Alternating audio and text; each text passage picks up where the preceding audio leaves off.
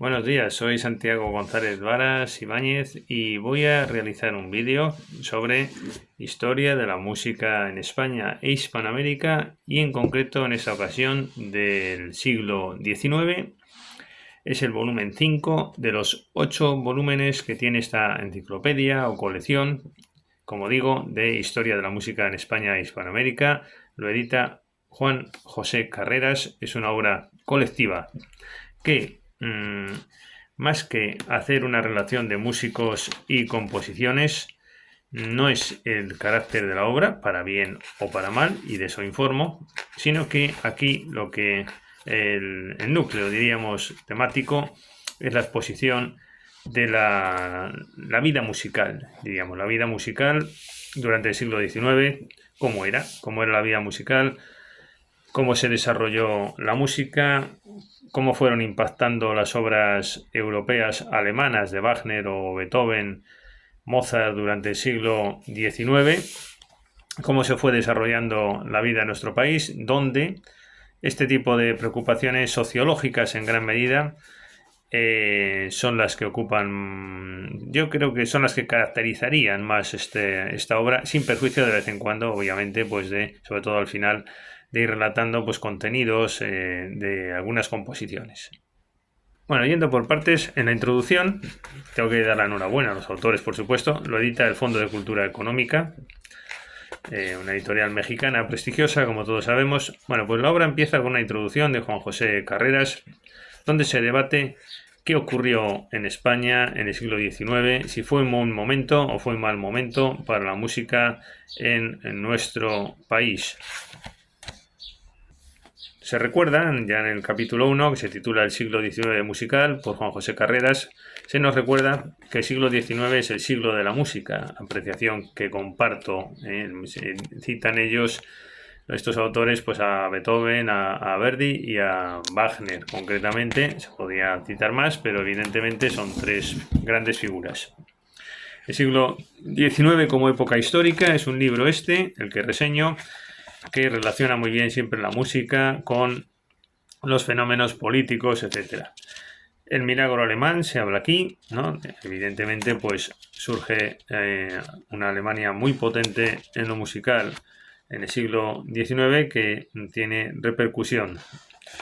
Las condenas que se realizan por parte de Sopeña, por ejemplo, al siglo XIX español en lo musical, que si no dio la talla suficiente. Una atención bastante especial también a la vida musical, en particular en Cataluña. El desarrollo de inventos, lo titulan Utopías sonoras, aquí el invento del fonógrafo. La evolución del músico hacia una figura profesional independiente, pero la presencia activa todavía del mecenazgo y nos va explicando quiénes son los agentes productores de cultura. Todavía las catedrales mantienen una presencia activa en lo musical, incluso contratando y teniendo a su cargo instrumentistas. La figura del festero como empresario, cómo se va desarrollando, la evolución también del mecenazgo musical, la protección de las artes, el surgimiento del Estado como un agente protector de músicos, esa evolución. Este tipo de factores son muy interesantes, vamos a verlo desde luego.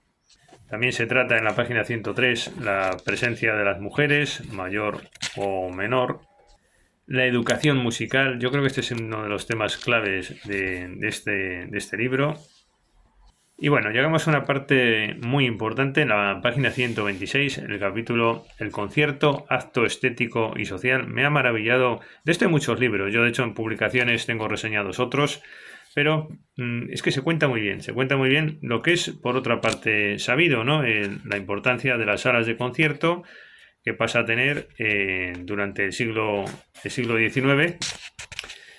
Pero se describe muy bien cómo las salas de concierto pasan a ser encuentros sociales para experiencias estéticas, se viene a decir algo así. El fenómeno de la audición placentera de la música.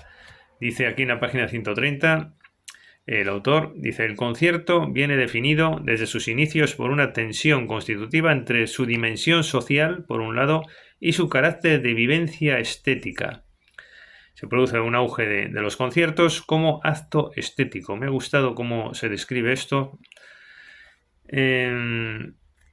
Después, claro, la cuestión de la selección del público, esto es muy conocido también, pero hay que contarlo pasando por el siglo XIX. Esos privilegios teatrales, ¿no? El precio, desde luego, ya era un elemento selectivo, pero aparte del precio, pues también cierto mangoneo que había ahí a la hora de seleccionar a la gente, pero había mucha vidilla, diríamos, y desde luego esto de los rituales de la audición estética, me ha encantado cómo se describe, en página 132, la idea del arte como nueva religión secular burguesa. Todo esto es muy representativo del momento, para bien o para mal. Parece que al marxismo después le disgustó mucho, ¿no? Pero es verdad que había una cultura viva. Bueno, esto de lo burgués es un elemento no muy apreciado y desde luego es bastante negativo, pero también tenía su vertiente positiva si esto se depura un poco. Por lo menos hay una sociedad con vitalidad musical y artística y sensitiva. Se dice aquí en esta página que se consigue una autonomía de la música instrumental, entendida como máxima expresión artística. En la nueva sala de conciertos se oficiaba una liturgia, esto es importante, ¿no? Al hilo de la idea de la religión musical y de la sociedad, ¿no? Dice, se oficiaba una liturgia sustanciada en la comunión estética entre un atento oyente contemplativo y la oferta y la obra musical. A mí me parece esto muy bien explicado. Además se ponen ejemplos, pues cuando llegó Rubinstein, después los aplausos, pero que también Mozart se quejaba de ello cuando se estaban interpretando las obras, incluso hasta comentarios: Rubinstein, qué bien tocas, qué maravilla, cosas así mientras estaba tocando. Pero bueno, cómo se va educando el público. Y hay una frase, está muy logrado, como digo, todo esto, dice: el aspecto clave del concierto burgués decimonónico es ofrecer un soporte institucional para la experiencia estética de la música, es decir, para la audición colectiva de esta como arte autónomo. Claro, hoy día, por ejemplo, pues lo que queda es el disfrute a título individual, ¿no? Yo creo que la experiencia estética principal hoy día del melómano es su propia casa. Aquí también se trata esto, ¿eh? El hogar convertido como en un lugar de culto estético, ¿no? Pero también esa dimensión social es bonita, interesante, ¿no? Yo creo que vamos, que al esteta pues le agrada también participar de una dimensión social y sobre todo que haya un diseño social que propicie sensaciones estéticas, ¿no? Que no haya que estar recluido en tu casa o yendo solo a Bach, ¿no? Bueno, el término Bildung se explica aquí, ¿no? Cultura o formación individual, cómo se va desarrollando. La idea del disfrute estético de la música, cómo va llegando esto cada vez a más capas sociales, se va a explicar después, pero de momento retenemos esta idea, este planteamiento, siempre en los capítulos con numerosa bibliografía. No lo había dicho hasta ahora y he hecho varios vídeos de esta enciclopedia. Y otro capítulo lo aborda Juan José Carreras, es la invención de la música española. Es otro de los grandes ejes temáticos del libro. Aquí se habla de nación, música nacional, nacionalismo. Este gran debate durante el siglo XIX de buscar una nacionalidad de la composición, ¿no? Dice aquí una frase. Se tratan las topografías del nacionalismo, es decir, se trata de buscar una música española, ¿no? Es una idea que está, dicen los autores, preocupó prácticamente a todos los compositores españoles del siglo XIX. Si la música es universal o tiene que tener un código nacional. Y claro, en este contexto se discute mucho en este libro todas las opiniones del momento sobre las óperas italianas, que era una especie como de ave invasora o de especie invasora, ¿no? Como si traen aquí a la Sierra de Gredos, donde hay cabras montesas y esto es lo que hay que proteger. Yo creo que el símil puede ser oportuno, aunque improvisado, y te traen el arruí de Turquía, ¿no? Y entonces te invade, o en Sierra Espuña, o donde fuera, ¿no? Pues te invade las sierras, ¿no? Entonces, hombre, esto es una especie invasora, no es la nuestra. Puede que sea más bonito el arruí que la cabra montesa, pero no es la nuestra, no es la autóctona y bueno, pues hay como un sentimiento, ¿no? de crear algo autóctono, de preservarlo y mejorarlo. Pues esta era la problemática del momento. Para Zamácola, dice aquí muy bien el autor, el origen de todos los males estaba en la introducción de la ópera italiana. Esto se reitera en varios autores. Se procura una música española y claro, ahí está el peso de la historia y ahí viene Wagner, ¿no? Con su Lohengrin y todos sus mitos germánicos. Bueno, ¿por qué no en España poder hacer lo mismo? La figura de Pedrell, que bueno, ya sabemos todos que es el gran musicólogo español y gran impulsor de la música, cómo está muy presente en todos estos debates y procesos musicales. Quizás yo echaría en falta, por decir algo, no es que sea una crítica, pero hacer un mayor hincapié en la descripción de obras. Se citan obras en este contexto, pero el libro es más bien de tratamiento de estas ideas, sociología de las cuestiones, cómo se desarrolla la vida musical, la enseñanza, pero quizás un poco más de descripción de las obras o una sistemática que consiguiera no perderse en ese punto que es fundamental. Por ejemplo, aquí en la página 243 se profundiza en esta idea que estamos diciendo de que este historicismo, este neomedievalismo también, tan característico del siglo XIX en parte, pues cómo se manifestó en España. Y entonces aquí se citan pues muy de pasada, ¿no? Ciertas obras, ¿cuáles son las que evocan esta corriente historicista? Pues aquí se cita El Trovador, de 1836, de Antonio García Jiménez, ambientado en el Aragón del siglo XV. Recordemos El Trovador de Verdi, que es precisamente esto. O Simón, tengo un vídeo del Trovador de Verdi y desde luego es esta temática y si se quiere se puede consultar para verlo. Simón Bocanegra, de 1843, del mismo autor. Sito en la Génova del siglo XIV. Estos dramas pasarían a la historia de la música europea al ser adaptados para la ópera y puestos en música por Verdi, dice aquí el autor. Es decir, pero muy de pasada todo esto y quizás se podría ver. Bueno, el tema de la lengua, a continuación, la página 244. La adaptación de la lengua a la música y a la ópera. ¿Qué lengua tienen que tener las óperas? Empezando por ahí. Si tiene que ser el italiano, si tiene que ser el español. Se quejan unos mexicanos, pese al anti-españolismo del momento, se quejan de que si son en italiano no se entiende. También lo digo, por tanto, no solo en España este debate, sino también en otros países de habla hispana. El problema de la ópera y la zarzuela también se comenta aquí. Y como obras en las que se incide, pues los autores se fijan, por fin, en Los Pirineus, ópera simbólica de Felipe Pedrell, compuesta entre 1890 y 1891. Y en la vida breve, estamos en la página 268, en la vida breve de, como he sabido, de Falla. Bueno, como es una obra de distintos autores, pues esto es una suma de ensayos, ¿no? Y aquí, claro, pues se vuelve, quizás esto es lo que pasa cuando son varios autores. Tiene ventajas, pero también tiene alguna desventaja. Y aquí, pues por ejemplo, se intercala ahora un capítulo que no viene mucho a cuento, quizás, ¿no? La transición al nuevo siglo, de 1790 a 1830, de Juan José Carreras, José Máximo Leza y Cristina Bordas y Celsa Alonso.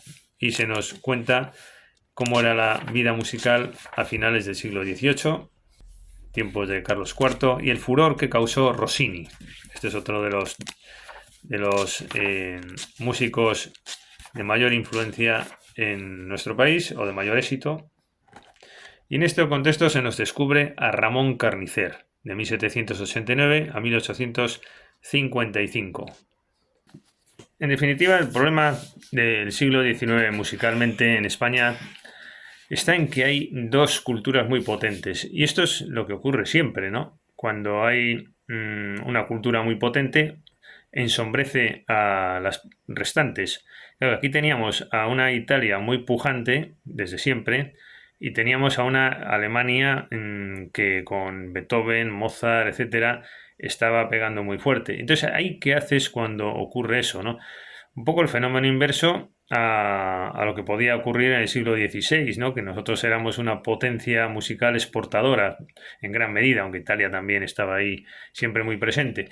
Pero claro, cuando ocurre esto, pues es lo que hay, es una situación compleja, hay un fenómeno, hay una corriente que arrasa.